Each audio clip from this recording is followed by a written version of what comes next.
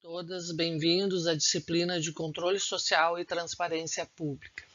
Eu sou a professora Tânia Coelho de Souza, trabalho na Secretaria da Fazenda do Rio Grande do Sul, na Receita Estadual, com o Programa Estadual de Educação Fiscal, e nós vamos trabalhar neste módulo com a questão do controle social sobre políticas públicas, porque quando nós delimitamos o conceito de controle social, nós observamos que existe o controle da sociedade sobre a própria sociedade, sobre as pessoas, sobre os indivíduos, e temos o controle do Estado sobre a sociedade, mas nesta disciplina nós vamos trabalhar com o controle da sociedade sobre o Estado.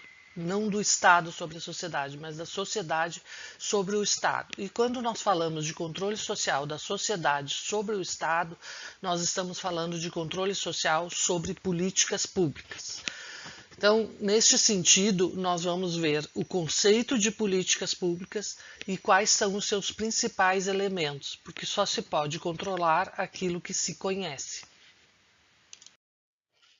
Para que a gente compreenda o conceito de uma política pública, nós temos que partir dos seus elementos.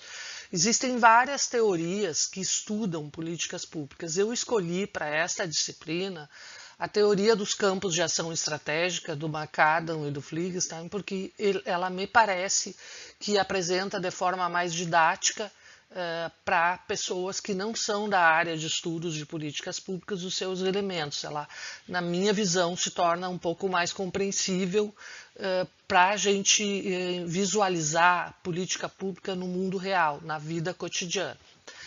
Então, estes autores, eles apresentam como elementos de uma política pública, primeiro, um contexto social, ou seja, a política pública ela acontece dentro de um campo determinado.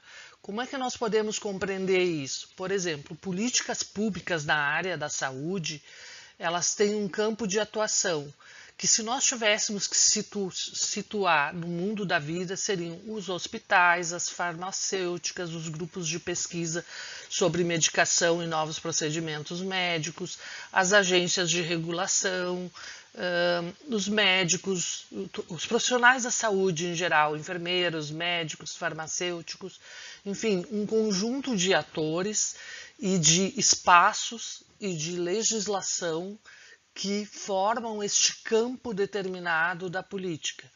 Não necessariamente nós vamos ver que esse campo é fechado, ele pode interagir com outros campos de políticas públicas, mas ele é um campo em que tu encontra um conjunto de atores, regras e visões sobre como deve ser esta política. Este campo interage com outros campos de políticas públicas, mas ele tem uma base legal, ele tem instrumentos, ele tem espaços de deliberação e eles têm estrutura própria, que eu consigo olhar e identificar, por exemplo, que um posto de saúde faz parte de uma política pública de saúde, que um hospital faz parte de uma política pública de saúde, que uma escola faz parte de uma política pública de educação.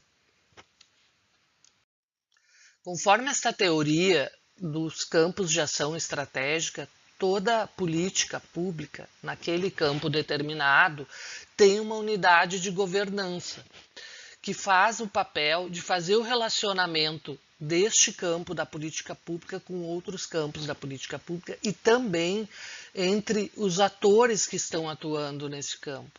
Tu tem diferentes interesses tentando se legitimar dentro desse campo. Então pensem no campo da saúde, nós temos a Anvisa, que não necessariamente esta unidade de governança vai ser neutra. Ela pode ser apropriada na disputa da política pública por um lado ou por outro.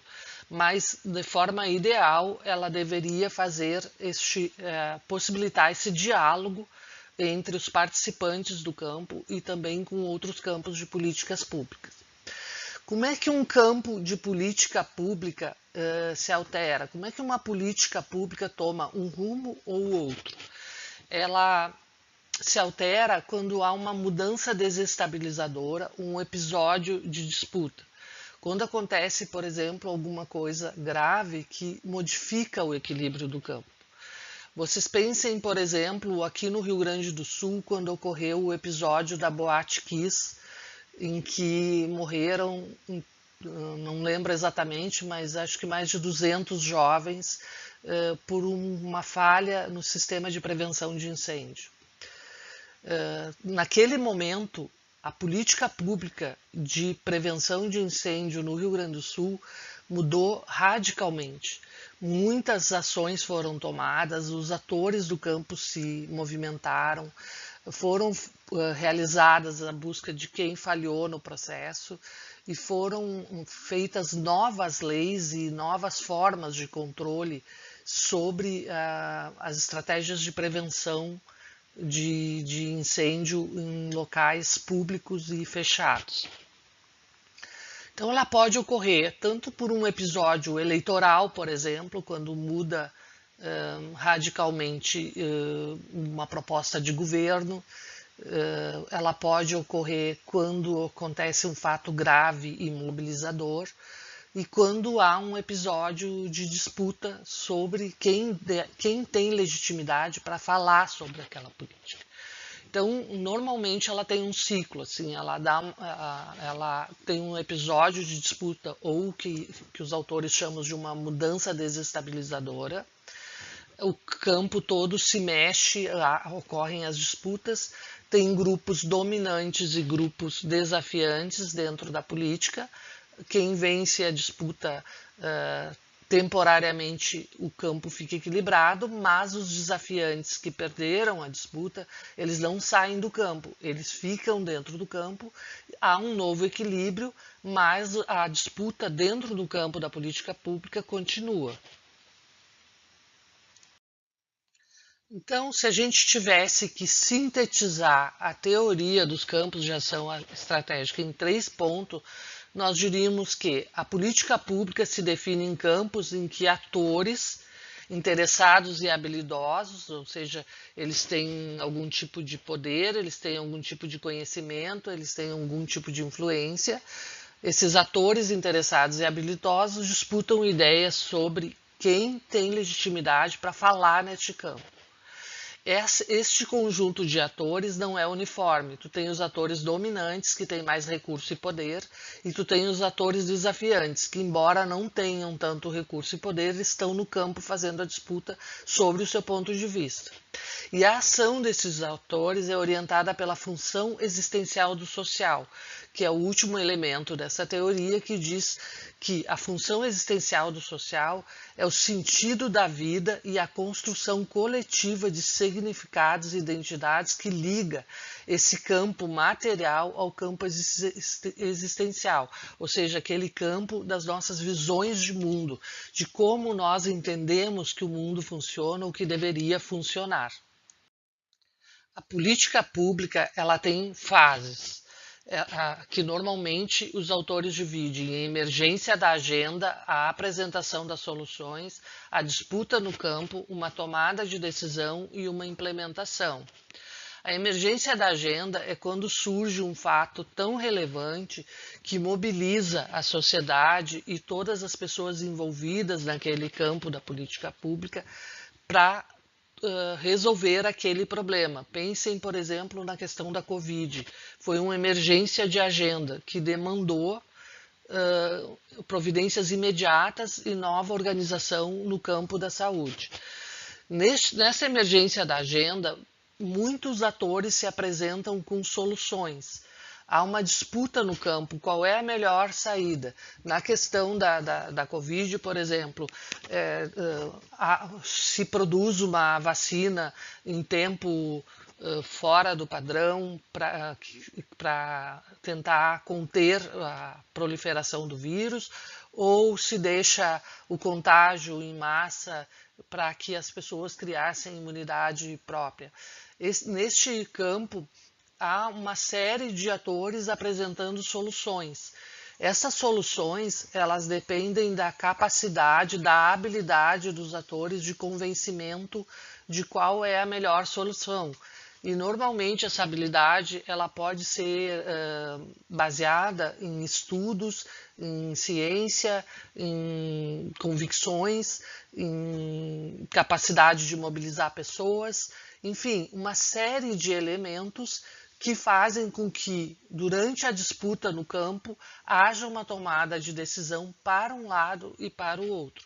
Depende da capacidade do grupo dominante de convencer ou de impor a sua solução dentro da política pública. E quando isso ocorre, há uma implementação. Eu acho importante também que a gente relembre a questão da inter-relação entre campos de políticas públicas, porque muitas vezes, quando nós estamos analisando uma política pública, nós vamos nos deparar com esta interferência ou interdependência entre diferentes campos da política pública. Eu vou usar 2 exemplos para que isso fique bem claro. O primeiro é, voltando à questão da pandemia, lembrar de quantas vezes foi necessário a negociação entre o Ministério da Educação, por exemplo, com a questão da interrupção das aulas, com o Ministério da Saúde, ou quantas vezes foram necessários o Ministério da Economia se pronunciar sobre recursos e capacidade de entrega de insumos para o Ministério da Saúde.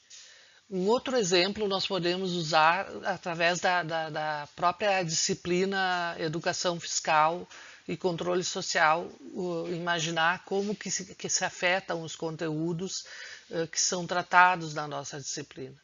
Tu tem a política fiscal, que atravessa toda a questão do sistema tributário brasileiro, e nós temos a política de combate à corrupção, que tem a ver com o controle social. Eles podem ser campos independentes ou interdependentes. Quando eles são campos independentes, uma política anda sem relação nenhuma com a outra. Quando eles são campos interdependentes, um campo pode ou não depender do outro. Depende da ação dos atores sociais naquele momento e de como estão pensando as políticas de controle social. E isso afeta, por exemplo, uma política de educação fiscal. Se ela está dentro do campo da política macroeconômica, da política fiscal, ela tem um viés. Se ela está dentro da política de combate à corrupção, ela tende a ter um viés mais moralista e menos baseado em dados, como ele seria a partir do campo de política macroeconômica e fiscal. Um outro ponto desta teoria que eu acho que vale a pena nós dedicarmos mais alguns minutos é a relação da disputa dentro do campo. Sobre o que seriam essas disputas? Bom, podem ser sobre as diretrizes fundamentais da política, sobre como ela vai ser executada na fase de implementação, sobre os espaços de atuação e sobre quem tem legitimidade para dizer sobre essa política. E isso depende, esse conjunto de disputa, ela depende do contexto histórico, social e político, que determina a possibilidade ou não de uma pauta consolidada. Então, por exemplo, nós podemos ter um novo ator tentando entrar num determinado campo da política e se legitimar. Mas este novo ator ele vai depender da conjuntura social, política, econômica, histórica, em que ele possa ter direito a falar sobre essa política e ter direito, inclusive, a influenciar